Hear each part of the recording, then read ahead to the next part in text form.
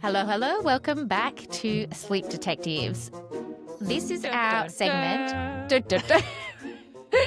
I always forget my magnifying glass for these recording sessions. This is where we answer real life questions. We're going to do it kind of rapid fire, fast five. We'll try not to. We have a tendency to get a bit carried away with our answers and turn them into whole full-blown case studies, but not today, Bec. Nope, fast five. Fast five, okay? I'm not even going to talk anymore. We're just getting into it. Question one.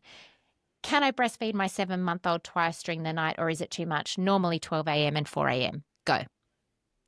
Yes, you can. You can absolutely feed your little one to sleep and feed twice overnight if that's your jam. If it's impacting your feeds through the day or the ability to take, decent solids through the day, then you may want to look at reducing and eliminating at least one of those feeds. If you wanted to get rid of both of them, you wanted to eliminate, it's unsustainable. Absolutely, they are old enough to be able to reduce and eliminate both feeds overnight. You just need to work on improving calories through the day. So it's a redistribution of calories. Yeah. Every 7-month-old that I work with, and we may definitely start with even more than 2 feeds when we first meet, and I would bring it down to 2 initially, we will end with 0 feeds or one that is just so, this is a Monty Python reference for anyone, wafer thin, as my dad would say, that it's on its way out. Like, baby will sleep through it in the next 2 nights kind of thing. I would say the average 7-month-old that is otherwise healthy, thriving, eating, if we get our ducks in a row during the day and we make a plan for weaning overnight, that we're looking at 0 feeds as a potential, as a very realistic, achievable outcome. Nothing is a problem unless it is a problem for you. So if those 2 breastfeeds at those intervals are working, keep on keeping them.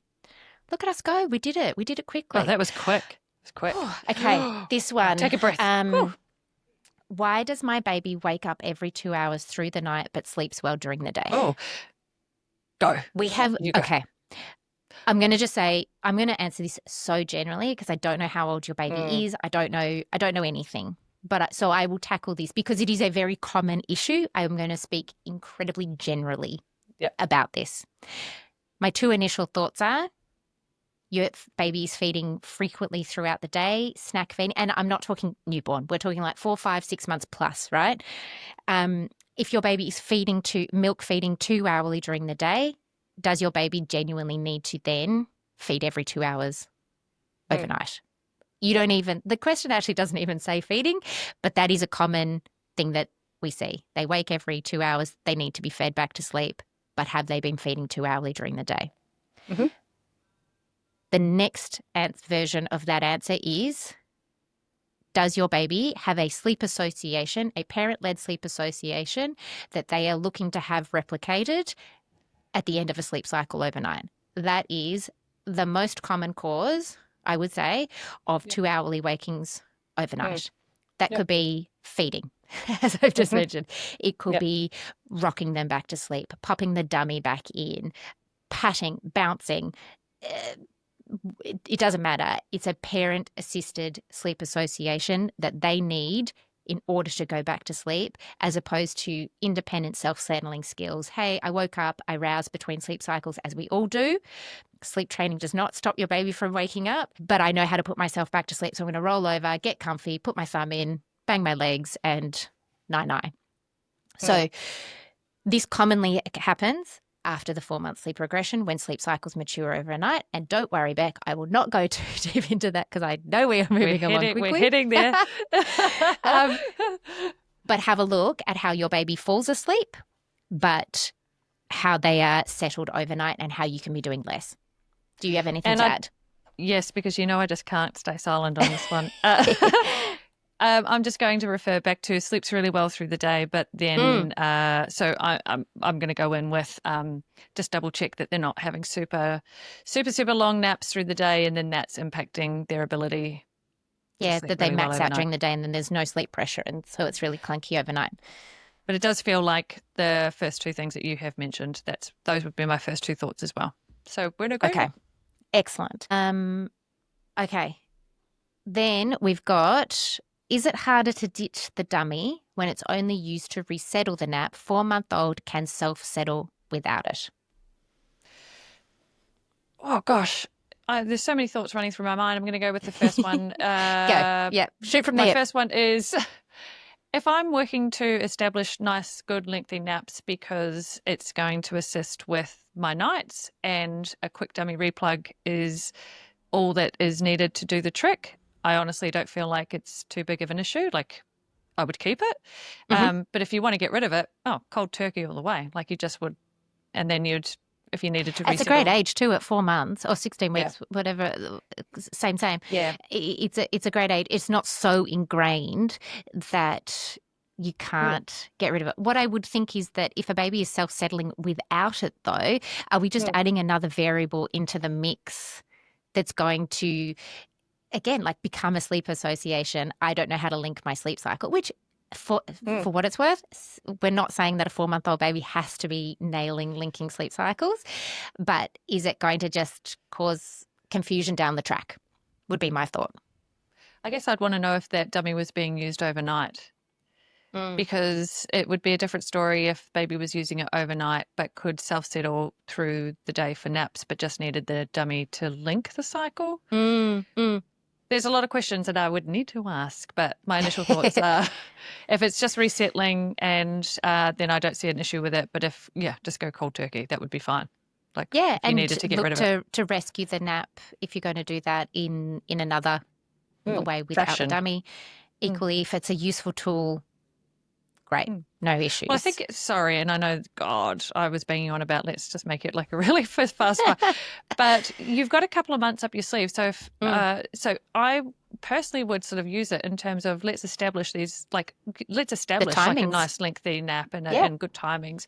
And then before object permanence is developed, then you can do away with it. So I feel like you've got a good 6 weeks or so before you would really need to hightail it out of there if it was on your cards.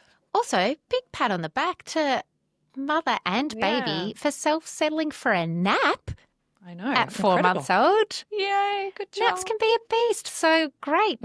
Amazing. Yeah, loving it. High fives Well all done. round. Okay. This is a really good question. And I'm curious to see if our answers differ. What is the best age to start sleep training? Oh, who wants to go first? I do like this question. I'm gonna go. You go. Oh, I don't You mind. go. Yeah, We'll do you go. rock, paper, scissors. I will start from 4 months for the right baby.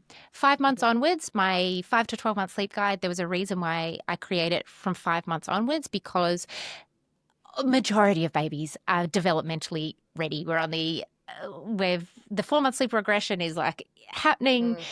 Sleep cycles are maturing. We're good to go to really start working on this. However, there are, and I used to be, years and years ago, I used to be afraid of working with 4-month-old babies. They are now some of my favorites because if a baby is ready, they take to sleep training. And what I mean by sleep training in this is self-settling, learning to put themselves to sleep independently and linking sleep cycles overnight and falling asleep for a nap so beautifully because they haven't had months and months and months of heavily ingrained sleep associations and habits forming that then, let's say at 10 months, we're trying to undo. Can we undo them at 10 months? Absolutely. But a 4-month-old baby who was a newborn up until a month ago, it's more of a blank slate. Yeah. And so they respond generally quite quickly. So I definitely will do some more active sleep training from 4 months onwards because I have worked with so many babies that are ready, and then definitely from 5 months plus. So very similar. I'll do sleep shaping from newborn to 3-4 months, and then so that's not sleep training. That's just sort of getting your ducks lined up for little ones. But I have typically skipped 4 months as like offering that as sleep training because I love going into. I honestly love the 5 to 6 month stage Mhm. for starting to set that whole let's shape the day correctly and include some solids in the mix. So I quite like having little ones that are about to start solids or have started solids. So somewhere around that 5 to 6 month mark, that's when I love to start doing a bit of sleep work or sleep training. But on the other side of that, if a family is really struggling at 4 months, I will always take them on board because, Yep. again, like you said, You clean shouldn't just have to slate. wait for Yeah, a you shouldn't have month to wait. either. Yeah. Yeah, if your baby is ready. The thing to consider is that we also have to have realistic expectations with babies on the younger Mm. side. So we touched on it just in one of those answers before that it's still developmentally normal for a 4-month-old baby to take short naps. Mm. So sometimes parents think if we sleep train at 4 months, are they Mm. suddenly going to start taking three Yeah. 2-hour naps? Yeah. Sure, maybe some, but it's not ever my goal is to do that. It would be Mm. about getting you to a place where sleep feels consistent. You Yeah. have rhythm and routine to your day, that your baby is just waking for age appropriate feeds, if at all, overnight, and you know what to do outside of that. Mm. And that's not to say that a 4 month, like the reason why I wouldn't take a 4 month on is because I feel like they're too young to sleep train. It's more so that there's so many things cropping up that Mm, at 4 months, like a fresh 4 month, you can get some sleep, really great sleep happening.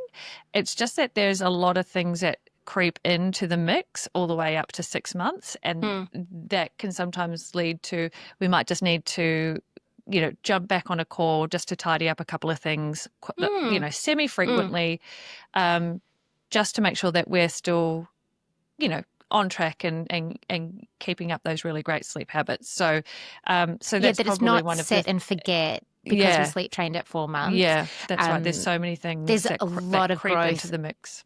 Yes, agreed. Um, and I have experienced incredible transformations with babies that are so ready at 4 months old. And it's like, Yeah, oh, so glad same. we did this and didn't wait Yeah. until 8 months. Okay, so final question, because we are having internet issues. Yeah. Final question is, what does anchoring a feed in mean? So I love this question because I think about anchoring feeds as holding steady on the timing of when we're offering the milk feeds. So, for Mhm, example, a 6 month old would be on 4 feeds through the day. I'm anchoring those feed times in at 7, 11, 3, and roughly around 6:30. So mhm, I'm not changing those feed times. They are well and truly popped into the schedule. They're not flexible. yep, And the reason why they're not flexible is because we want our internal clock or your little one's internal clock to be able to recognize things happening at certain times. So, anchoring, so while we can't necessarily always control when our little ones sleep and how long they sleep for, we can control when we offer the milk feeds. mm, So, this is a really great way for our little one's internal clock to recognize what's happening and release hormones in expectation. So, when it comes to our milk feed times, if they're anchored in and they don't move, then appetite is created around those feed times. So it means our little ones are a little bit less agitated, through the day because they know their feed is coming up. They've only got mm. a short amount of time to perhaps wait. Um, It's a really good idea. If you haven't already, we have a podcast episode about why we don't, as sleep consultants, recommend feeding to sleep. And that also plays into this answer, I think, for me a bit too, is that we want to have these really full and active feeds. And if we feed really frequently, we get a bit snacky. And a bit snacky means a bit snacky overnight. And so we're kind of chasing our tail from the get go.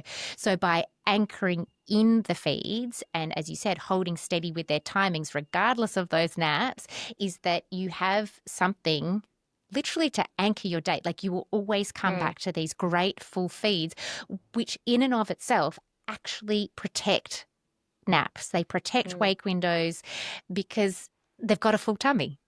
mm.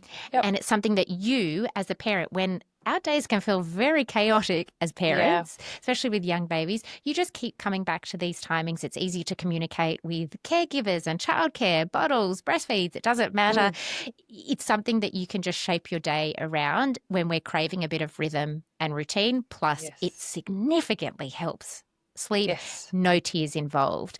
And I think the imagery of anchoring in does exactly that. We understand what an anchor does. It holds us in place, and we are holding those feeds in place, even if things are pretty choppy around us.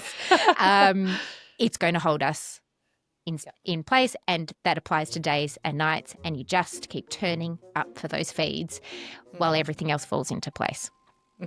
Yep. Amazing. Hope that explains I think we did pretty well, except for tech issues, which hopefully no one's going to notice because I'm going to edit them out. But that was our rapid fire sleep detectives. Yeah, we did well. I think we should put a box every week, Bec, on our socials, on our stories, mate, because we record on a Friday. For anyone that's listening, we record on Friday. So we're going to start putting boxes out on Thursday so that we have your real life questions ready for a recording. And just so you know, we don't really talk about them ahead of time. It's almost like a bit of a game. Like, are we going to know the answer?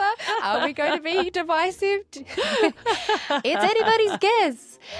So we'll start doing that on Thursdays so that we've got fresh questions and we can actually answer what is relevant to you. It might have also be fun to watch the visual on these ones, because it could give away like a little, oh my God, I don't know the answer to that one. Yeah, or like, oh, I've got to like dig deep. Like blink twice if you need help, Bec. Oh no, I love this. It's such a fun thing to do. I love it. Yeah, well, we got to find fun. There's so much fun in baby sleep. Who would have thunk it? All right, we will see you on the next episode of, Sleep Detectives, brought to you by... See you later, team. Have a Bye. good night. Bye.